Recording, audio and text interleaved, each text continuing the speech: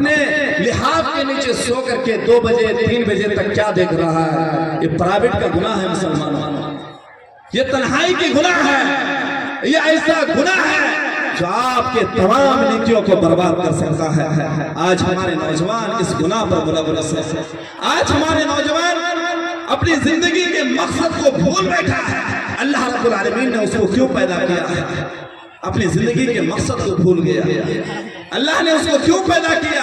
اللہ رب العالمین نے قرآن حکیم کے اندر فرمایا کہ انسان کو پیدا تو صرف عبادت کے لیے کیا تھا، کہ اللہ کی عبادت کرے، اللہ کی پوجا کرے، دنیا کے اندر اللہ کے احکام کو نافذ کرے۔ اس لیے تو ہم نے انسان کو پیدا کیا تھا، لیکن انسان کا ایک دوسرا مقصد اور تھا۔ اللہ رب العالمین نے فرمایا الذی خلق الموت والحیات لیبلوکم ایکم احسن عملا۔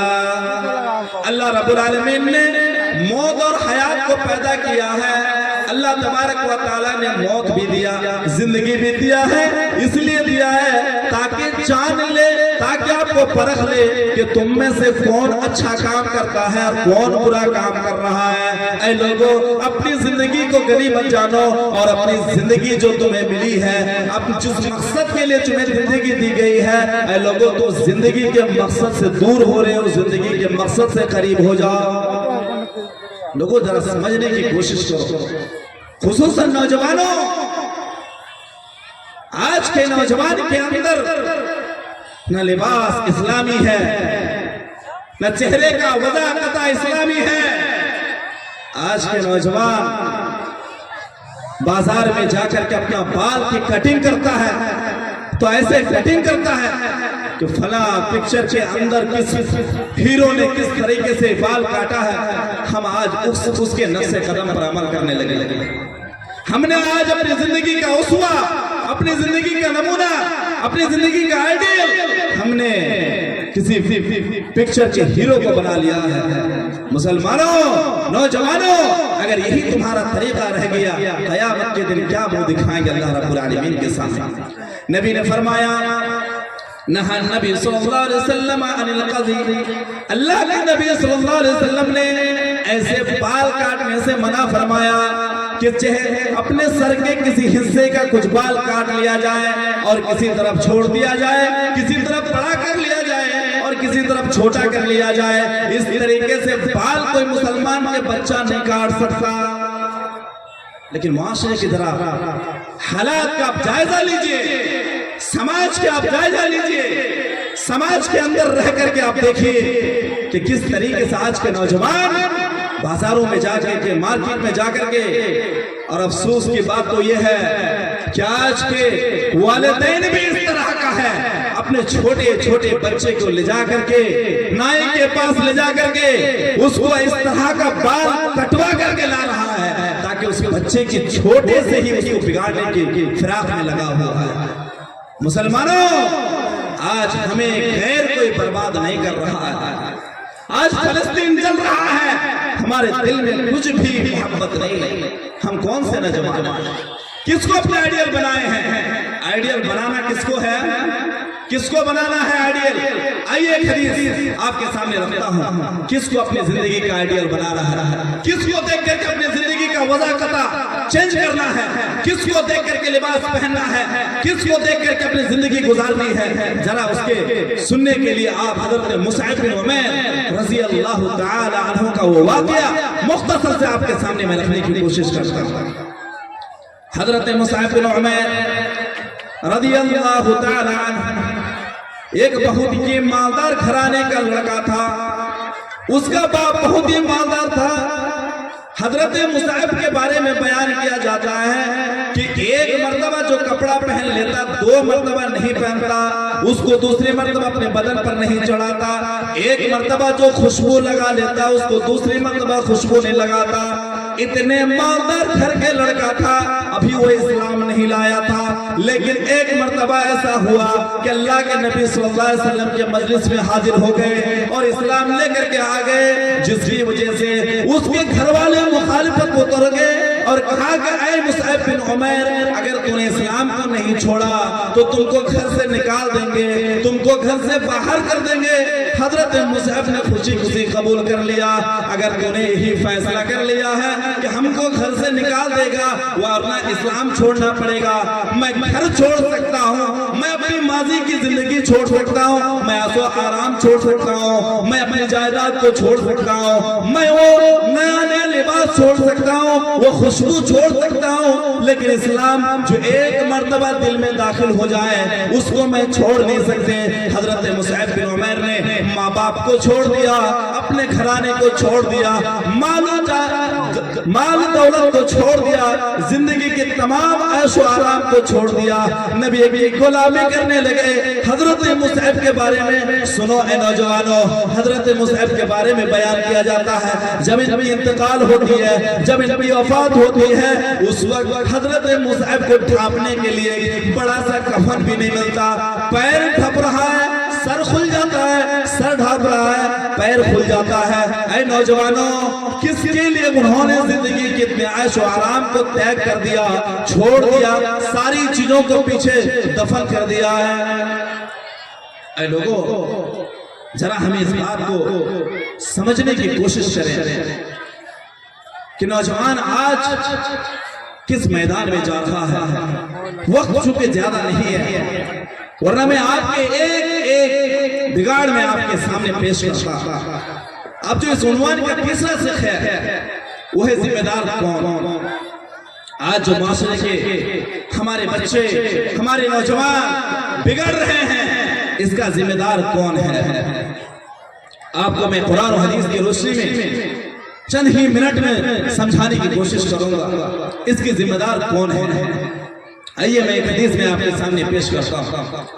نبی نے فرمایا کلکم راء وکلکم مسئول عن رعیتہ والرجل راء علی اہل بیتہ۔ اے لوگو، ہر آدمی ذمہ دار ہے اور ہر آدمی کی ذمہ داری سے متعلق اس کو پوچھا جائے گا۔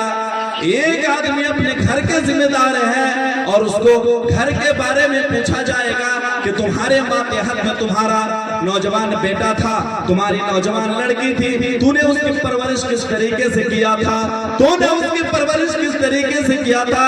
اے والدین، اے ماں باپ جو اپنے بچوں کو بگاڑنے کے کگار میں ہے، جو اپنے بچوں کو بگاڑ رہے ہیں، جو بازاروں میں لے جا کر کے اپنے بچوں کو غیر طریقے سے اس کے بال کٹوا رہے ہیں اور غیر طریقہ کا لباس پہنا رہے ہیں، اے لوگوں سن لو، قیامت کے دن تمہیں رب کے سامنے کھڑا ہو کر کے جواب دینا ہوگا۔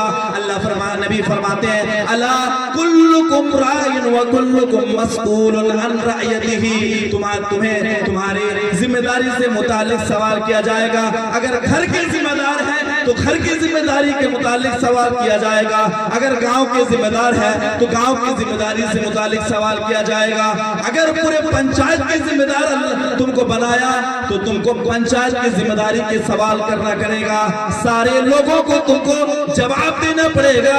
قیامت میں اللہ رب العالمین کے سامنے کھڑے ہو کر کے تم کو جواب دینا ہوگا۔ اس حدیث سے ہم کو کیا سمجھ میں آیا؟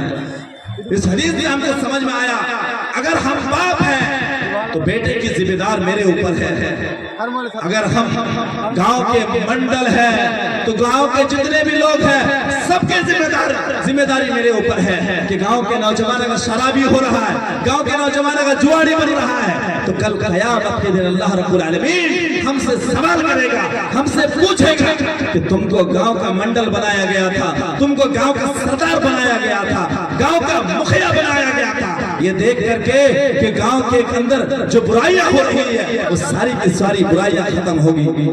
لیکن نوجوانوں آج ذمہ دار کون؟ قرآن کی اس آیت کو آپ اٹھائیے، اللہ رب العالمین فرماتا ہے یا ایھا الذین آمنوا قوا انفسکم واہلیکم نارا۔ اے لوگو، اے ایمان والو، جس نے اللہ رب العالمین پر ایمان لایا ہے، جو اپنے آپ کو مسلمان کہتا ہے، جو اپنے آپ کو مومن کہتا ہے، جو اللہ رب العالمین کو مانتا ہے، جو رسول کو مانتا ہے، اے لوگو سنو، اے لوگو سنو، اے لوگو سنو، قوا انفسکم، اپنے آپ کو بھی بچا لو، وَأَهْلِيكُمْ نَارًا، اور تمہارے گھر والے کو بھی بچا لو، تمہارے گھر کے اندر جو کچھ بھی ہے اس کو بھی بچا لو۔ کس سے بچانا ہے؟ قیامت کے دن جب فیصلہ کیا جائے گا، فیصلہ یہ ہوگا، ایک فرقہ جنت میں جائے گا، دوسرا فرقہ جہنم میں۔ جہنم کی اس آگ سے اپنے آپ کو بھی بچا لو، اپنے آل و اولاد کو بھی بچا لو۔ اے اپنے آل و اولاد کے ساتھ کھیلنے والوں، اپنے آل و اولاد کی زندگی کو برباد کرنے والوں، مسلمانوں ہم یہ سمجھ رہے ہیں کہ ہم کہاں برباد کر رہے ہیں، ہم تو اس کے قصوروار ہے ہی نہیں ہے۔ آپ کے سامنے ایک حدیث میں مسلم شریف کے آپ پیش کرنا چاہوں گا، آپ بالکل قصوروار ہے، بالکل قصوروار ہے۔ ایک حدیث پڑھ کر کے میں ختم کروں گا۔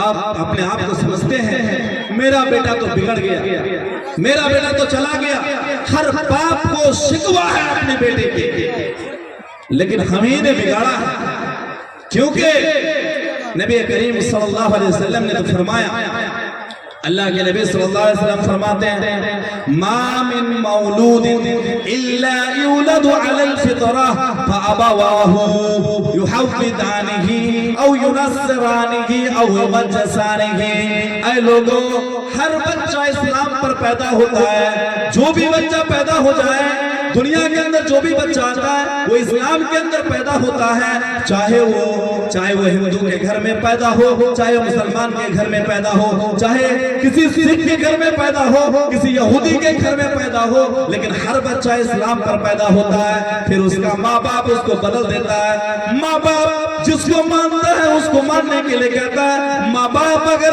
نبی کریم صلی اللہ علیہ وسلم اسلام کو ماننے والا ہوگا تو بچے کو بھی اسلام ماننے والا بنائے گا۔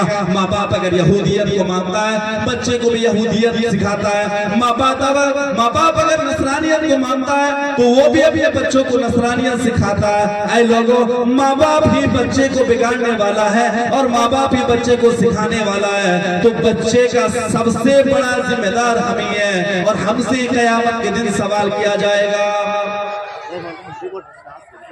تو اس سے ہم کو یہ ہے کہ آج نوجوان طبقہ بالکل برباد ہو رہا ہے، نشے کے دھت میں ہے، کوئی شراب کے اڈوں میں، کوئی جوئے کے اڈوں میں۔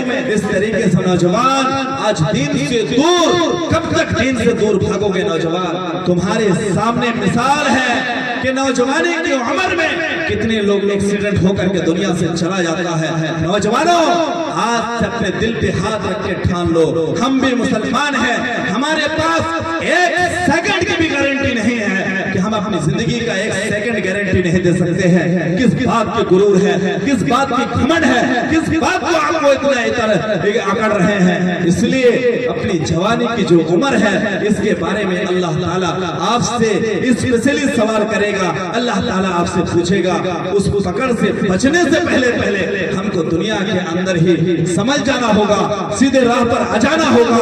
ہم کو جب تک سیدھے راہ پر نہیں آئیں گے یہ قوم نہیں سدھر سکتی۔ کہ نوجوان قوم کی ریڑھ کی ہڈی ہوتی ہے، جب تک یہ نوجوان نہیں سدھرے گا تب تک قوم نہیں سدھر سکتی ہے۔ وآخر دعوانا ان الحمد للہ رب العالمین والسلام علیکم ورحمۃ اللہ وبرکاتہ۔